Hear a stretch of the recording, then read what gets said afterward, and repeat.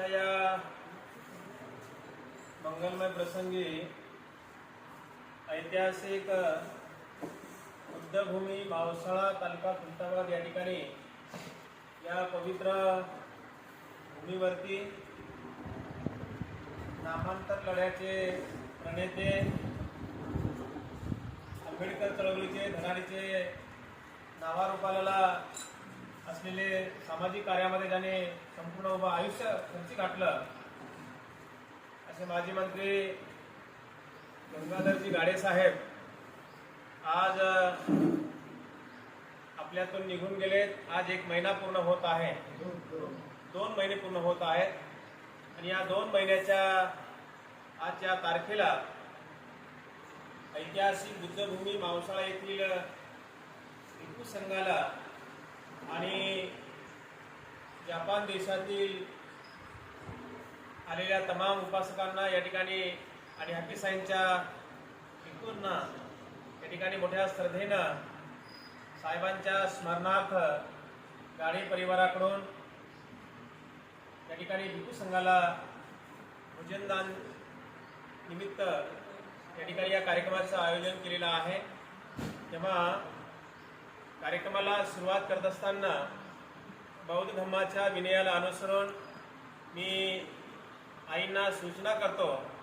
महाकारुणिक तथागत भगवान बुद्ध, महामानव बोधिसत्व डॉक्टर बाबासाहेब आंबेडकर यांच्या प्रतिमेचं पुष्प धूप दीपाने या ठिकाणी पूजन करून ज्यांना आज आपल्यातून निघून 2 महिने पूर्ण झाले असे नामांतर लढ्याचे प्रणेते आदरणीय कालकथित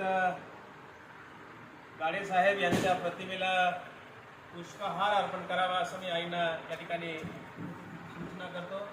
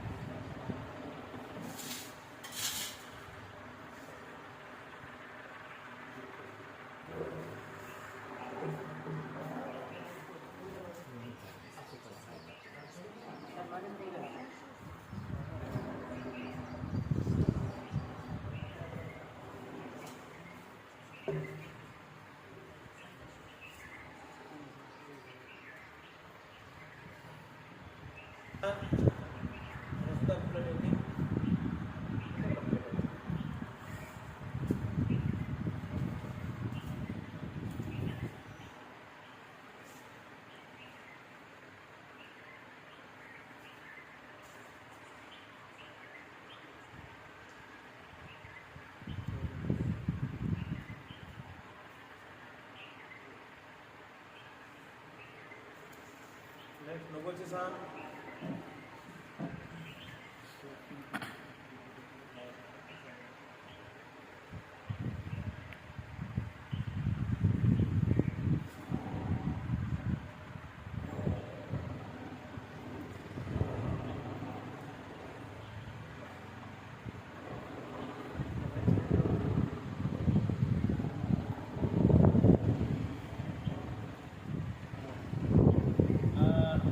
नाओको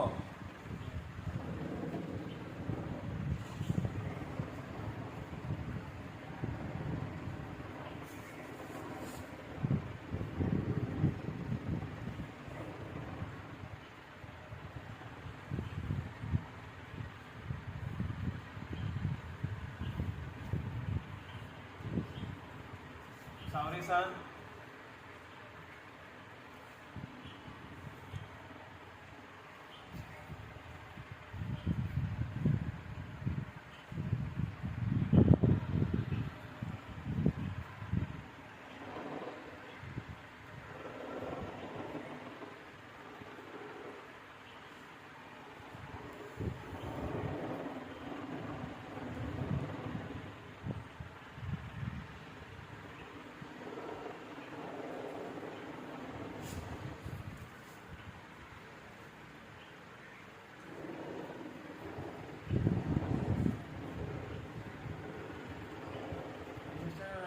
काना जावा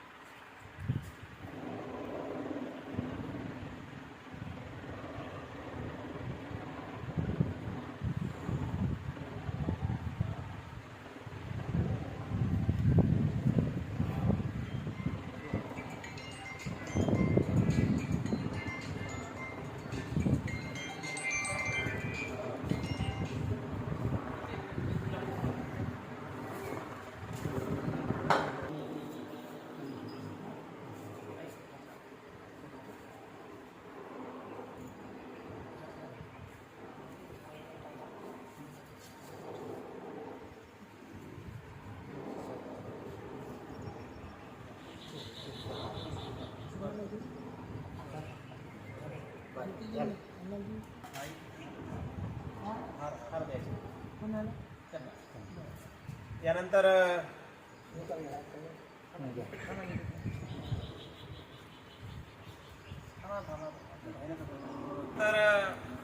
बुद्धभूमी मावसाळ्याच्या या सेंटरवरती जपानहून आलेल्या धर्मगुरूंचा या ठिकाणी आज आपण स्वागत करत आहोत. मी आईंना या ठिकाणी सूचना करतो की जपानहून आलेले हॅपी सायन्सचे धर्मगुरू इतो कांचो यांचे या ठिकाणी पुष्पहार देऊन त्यांचं स्वागत केलं जाईल.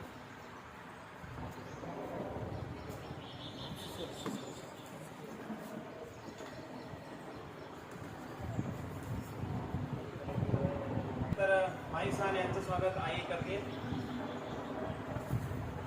नगोची-सान यांचं सुद्धा या ठिकाणी आई पुष्पहार देऊन स्वागत करते.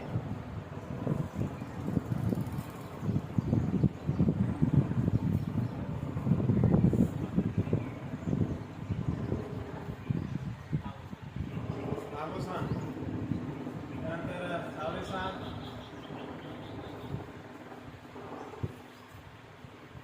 मिस्टर कानाजावा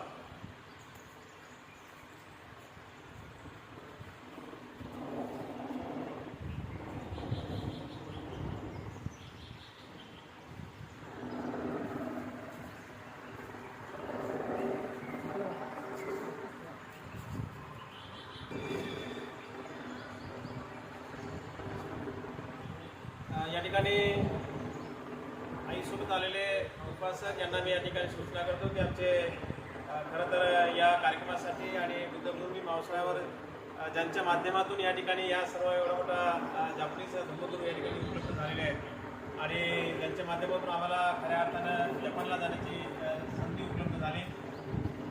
असे सुहास काळवे, मला वाटतं आईला पण आणि गाडे साहेबांना सुद्धा जपानला गेले तेव्हा सुहास काळवे सोबत होते.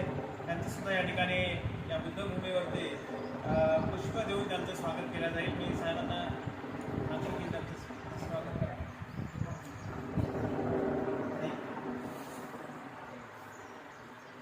आयुष्यमान सुभाषराव नाईक यांना सूचना आहे की सुहास काळवे यांचं पुष्प देऊन स्वागत करावं.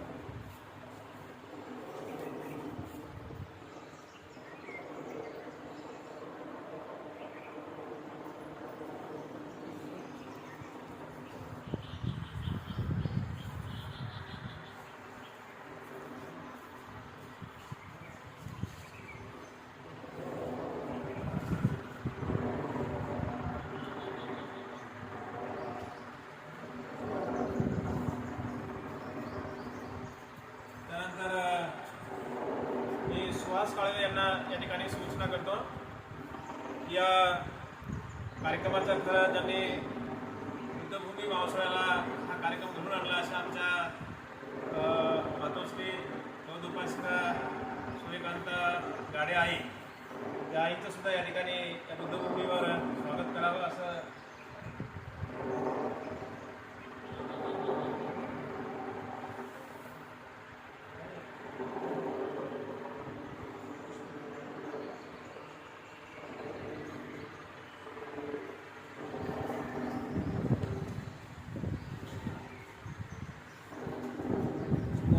सुद्धा या ठिकाणी आपण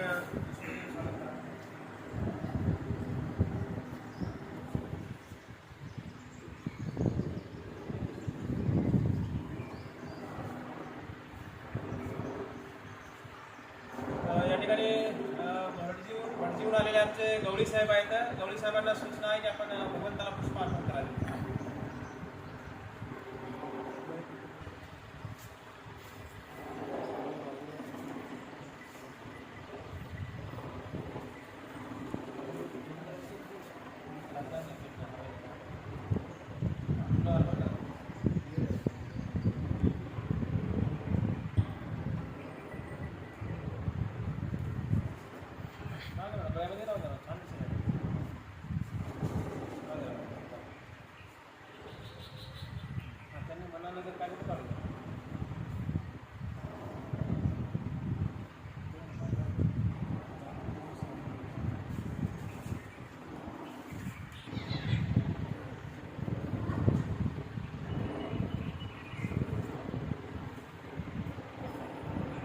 यानंतर या ठिकाणी त्रिशरण पंचशील होईल. पूज्य भदंत डॉक्टर प्राध्यापक चंद्रबोधीजी यांना मी सूचना करतो आणि उपासकांच्या वतीने विनंती आहे की आजच्या या कार्यक्रमाच्या निमित्तानं उपस्थित बौद्ध जनसमुदायास आपण त्रिशरण पंचशील प्रदान करावं. त्या अगोदर मी म्हणतो त्याप्रमाणे आपण सर्वांनी अरहं सम्मा संबुद्धो भगवा बुद्धं भगवन्तं अभिवादेमि स्वागतो भगवता धम्मो धम्मं नमस्सामि सुपरिपन्नो भगवतो सावकसंघो संघं नमामि. ओकास वन्दामि भन्ते द्वारतैनं प्राप्तं शापम् अपराधं क्षमतु मे भन्ते. द्वितीयम्पि तृतीयम्पि ओकास वन्दामि भन्ते द्वारतैनं प्राप्तं शापम् अपराधं क्षमतु मे भन्ते. ओकास अहं भन्ते शरणेन सह पंचशीलं धम्मं याचामि. अनुग्रहं कृत्वा शीलं देथ मे भन्ते द्वितीयम्पि तृतीयम्पि अहं भन्ते त्रिशरणेन सह पंचशीलं धम्मं याचामि अनुग्रहं कृत्वा शीलं देथ मे भन्ते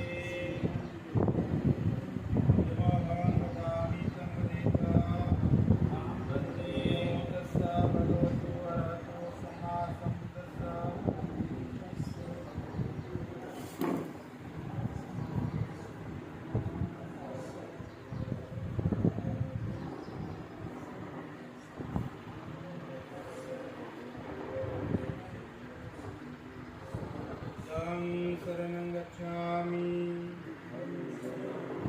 धम्मं शरणं गच्छामि संघं शरणं गच्छामि द्वितीयम्पि बुद्धं शरणं गच्छामि तृतीयम्पि धम्मं शरणं गच्छामि तृतीयम्पि संघं शरणं गच्छामि शरणं गच्छामि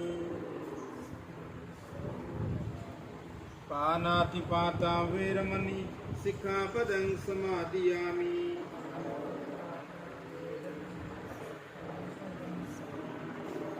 दाना वैरमणि सिक्खापदं समादियामि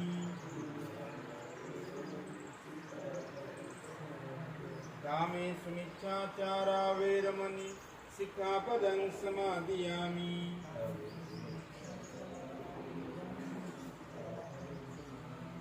मुसावादा वैरमणि सिक्खापदं समादियामि सुरामेरय मज्जपमादत्थाना वैरमणि सिक्खापदं समादियामि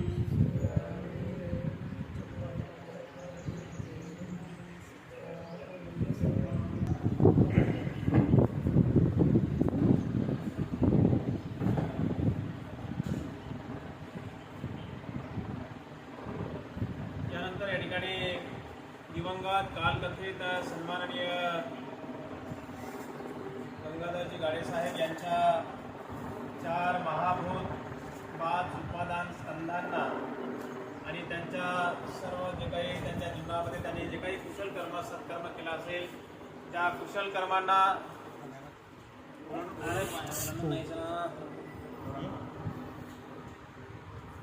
5 उपादान स्कंधासाठी आणि त्यांच्या कुशल कर्मासाठी सुगती मिळण्यासाठी या ठिकाणी भिक्खू संघाच्या वतीने आपले जापनीज धर्मगुरूंच्या उपस्थितीमध्ये या ठिकाणी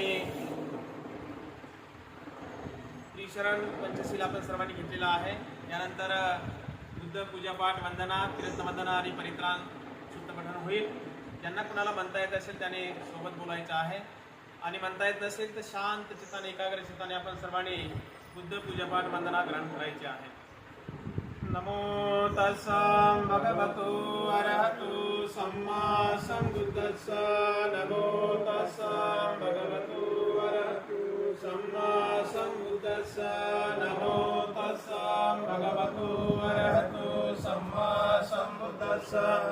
वनगन्धगुणोपेतं गीतं कुसुमसन्तति पूजयामि मुनीन्द्रः गिरिपादसरोर्वे पूजेमि बुद्धं कुसुमेन नेनं पुण्येन मेतेन लवामि मोक्षं. पुष्पं विलायते यथाइदं मे कायेन तमदंशिना तिलोकदीपं सम्बुद्धं पूजयामि तमोनुदं सुगन्धिकाय वदन अनन्तगुणगन्धिना सुगन्धिना गन्धेनां पूजयामि तथागतं बुद्धं धम्मं च संघं सुगतधन्ववान् धातुं लङ्काय जम्बुद्वीपे तिदशपुरवरे नागलोके चतुर्थे सापे बुधासविम्बिताय समूले निसिन्नो वंशम्बारी विजयङ्गकं पत्तु सापयुतं सत्ता वन्दे तं बोधिपादकम्. इमे ते महाबोधि नमस्सामि बोधिराजा नमः.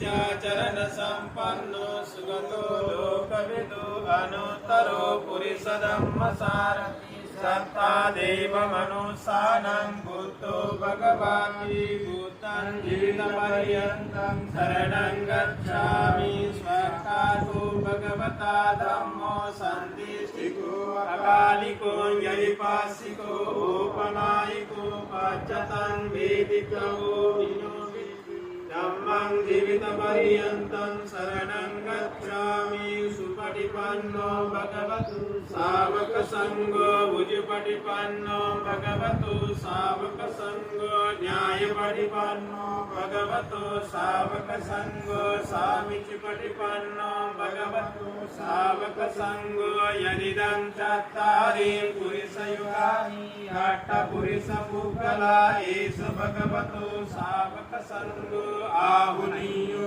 पाहुनय्यो दक्षिणय्यो अंजलिकरणीयो अनुत्तरं पुण्यं केतं लोकसाचि संगं जीवितपर्यन्तं शरणं गच्छामि इमाय धम्मानुधम्मपटिपत्तिया बुद्धं पूजेमि इमाय धम्मानुधम्मपटिपत्तिया धम्मं पूजेमि इमाय धम्मानुधम्मपटिपत्तिया संगं पूजेमि अद्धा इमाय पटिपत्तिया जाति जरा मरणं महापरिमुञ्चसामि इमिना पुण्यकमेनं मामे बालसमागमो सन्तं समागमो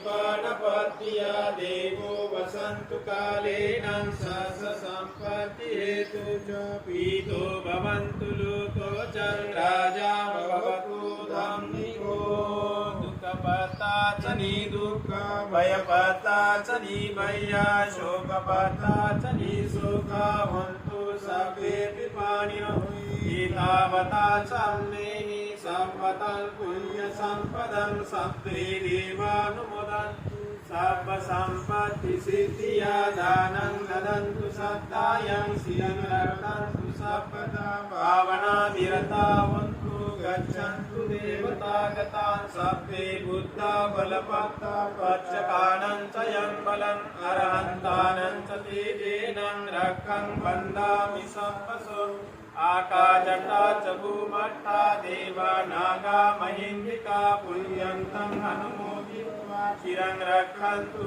बुद्धशासनम् आकाशट्टा च भूमट्टा देवा नागा महेन्द्रिका पुण्यन्तं अनुमोदित्वा चिरं रक्षन्तु धम्मदेशनम् आकाशट्टा च भूमट्टा देवा नागा महेन्द्रिका पुण्यन्तं अनुमोदित्वा चिरं रक्षन्तु त्वं परन्ति समेन्त्यो विभजन्तु सर्वरोगो विनाशतु माते भवन्त्वन्तरायो सुखे दीर्घायुको भवतु सर्वमङ्गलं रक्षन्तु सर्वदे भवन्तु ते भवतु सर्वमङ्गलं रक्षन्तु सर्वदेवता सर्वधर्मानुभावेन सदा सोऽस्ति भवन्तु ते भवतु सर्वमङ्गलं रक्षन्तु सर्वदेवता सर्वसङ्गानुभावेन सदा सोऽस्ति भवन्तु ते बोला साधु साधु साधु बुद्धं नमामि धम्मं नमामि संघं नमामि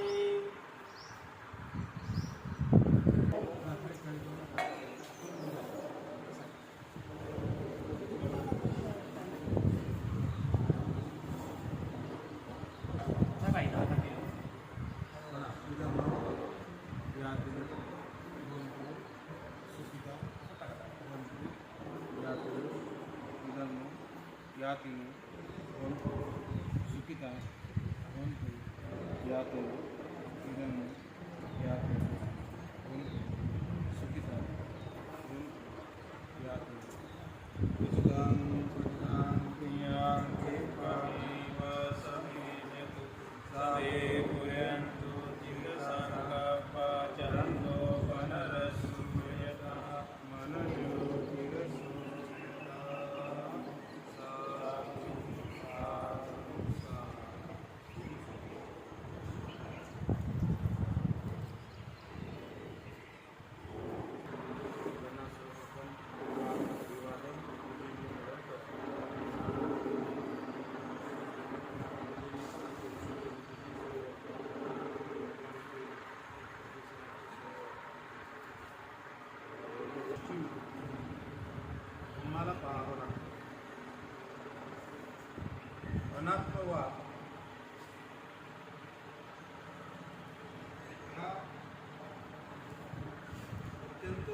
धम्माचा सिद्धांत असून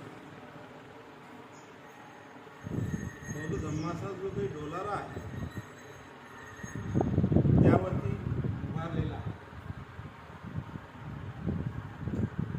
आत्म आणि अनात्म यामध्ये बदल आहे. आत्म म्हणजे जे निरंतर आहे, कायम आहे, त्याला आत्म म्हटलेलं आहे.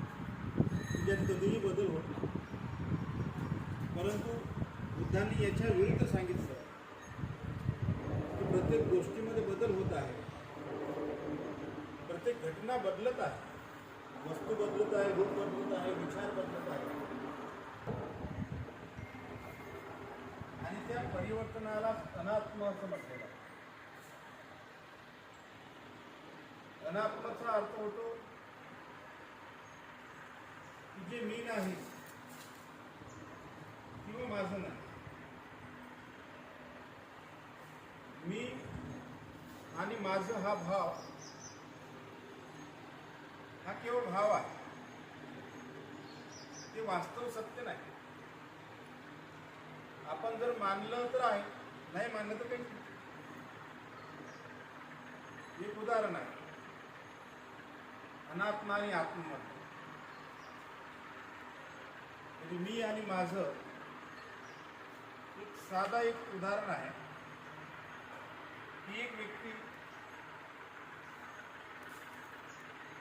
एक सुंदर अशा काचेच्या कणामध्ये जे वस्तू काचेची वस्तू गेली